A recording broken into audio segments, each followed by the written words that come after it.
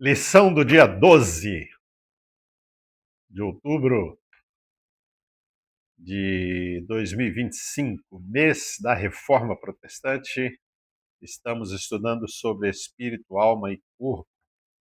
Este domingo, na nossa lição da CPAD, estamos fazendo aqui para os professores um resumo desta aula bíblica da nossa lição. E o comentarista colocou corpo, alma e espírito, mas a Bíblia sempre coloca em primeiro lugar o espírito, depois a alma, depois o corpo. Por quê?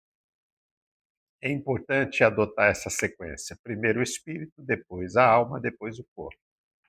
O espírito, ele comanda os nossos neurônios, porque é o espírito que ora, o espírito com E minúsculo, né?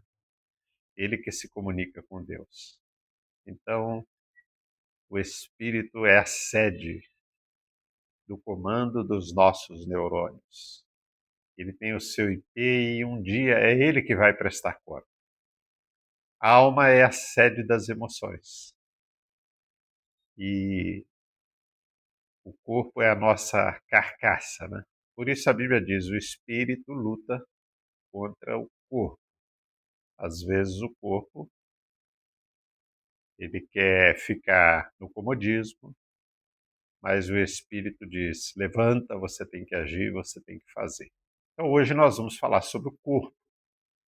A Bíblia diz que o nosso corpo é templo do Espírito Santo. Isso fala do cuidado com o nosso corpo. Mas, compreendendo este corpo, a Bíblia diz que Deus formou este corpo, né?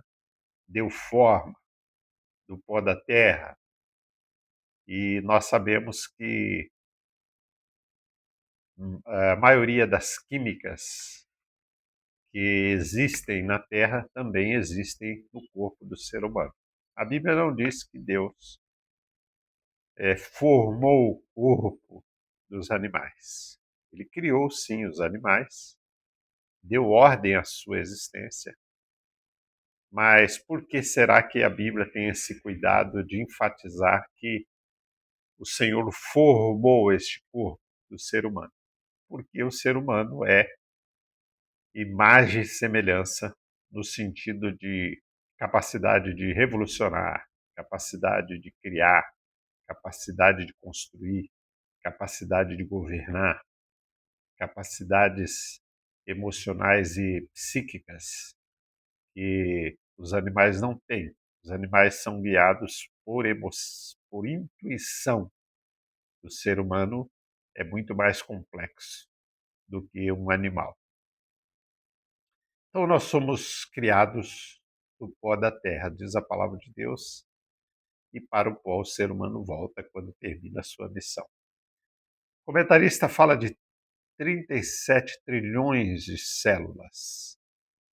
E a filosofia diz que o ser humano, ele é um micro-universo. O universo tem milhões de planetas, milhões de sóis, milhões de galáxias. Já fala-se em 300 milhões de galáxias, né? E uma galáxia tem milhões de sóis. É infinito, você nunca chega em todas elas, mas a Bíblia nos dá a entender que no futuro, no corpo de Cristo, semelhante ao corpo de Cristo, o ser humano terá, depois de ter o seu corpo transformado, após a ressurreição, essa capacidade de visitar todos esses lugares que hoje é impossível.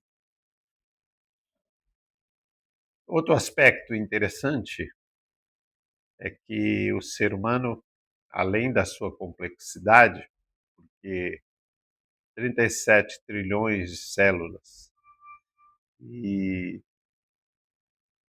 os milhões de neurônios que nós temos no nosso cérebro, é uma complexidade ímpar, né? Nunca vista em outra criatura. E esses neurônios são complexos, as enfermidades do corpo são complexas, são milhares, as enfermidades da mente de igual forma, e as enfermidades do corpo é que o médico pode analisar a olho nu, pode apalpar, mas temos as complexidades e enfermidades da mente, que são milhares e impossíveis do psicanalista e o psiquiatra ver a olho nu.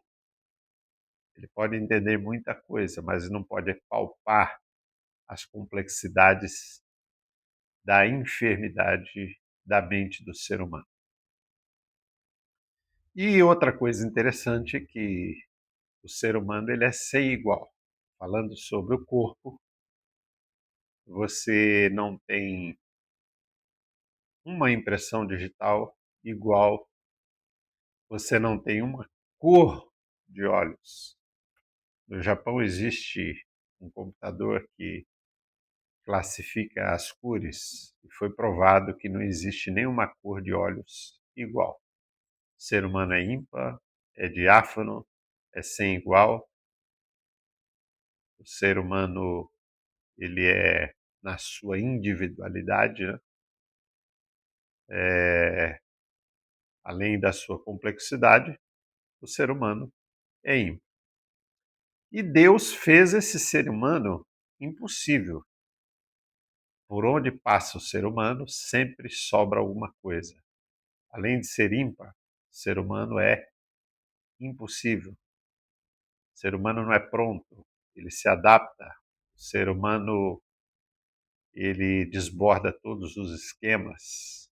Ele desobedeceu e virou ser humano. O ser humano vai além do que ele é dado. Você pode amarrar o ser humano, torturar, mas ele pode dar uma banana para o torturador. Você pode colocar o ser humano aprisionado no fundo do mar, como os marinheiros ficaram lá na Rússia, no submarino, mas ele vai estar pensando nas estrelas. Ninguém pode com o ser humano. Em 50 anos ele saiu da carroça e foi para o avião supersônico, foi para os tablets. E esse ser humano, Deus criou ele assim. Deus poderia ter criado ele um robô. Eu vou fazer um robô. Não vou deixar ele pecar, não vou deixar ele errar, não vou deixar ele escolher, né? Eles falam aí de agência, mas Deus não quis isso.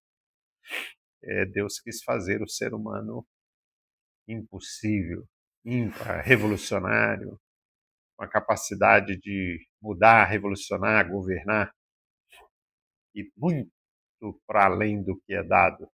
A história comprova que o ser humano fez isso. E o Salmo 139 fala dessa maravilha, desse tecelão, desse arquiteto, que além de planejar como um tecelão, foi dando forma. Salmo 139, ainda quando eu estava no ventre da minha mãe, o Senhor me formou, me criou de forma estupenda e maravilhosa. Então, o nosso corpo, se é templo do Espírito Santo, deve ser cuidado. Isso fala da nossa saúde, da nossa alimentação, do nosso descanso. O ser humano tem que ter descanso para o seu corpo, assim como o Senhor descansou no sétimo dia. O corpo também fala das nossas relações interpessoais.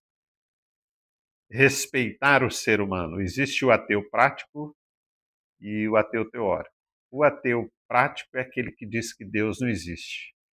E o ateu teórico é aquele que vive como se não tivesse que dar contas a Deus. E também não respeita o ser humano, que é a imagem e semelhança de Deus. Esse é o ateu prático, diferente do teórico. Então, o corpo tem a ver também com as nossas relações interpessoais, que vamos encontrar lá em Provérbios, Eclesiastes, o respeito que temos para com o próximo. O corpo presente na congregação para culto e a verdadeira adoração em relação ao corpo, oferecendo o corpo em sacrifício vivo, santo e agradável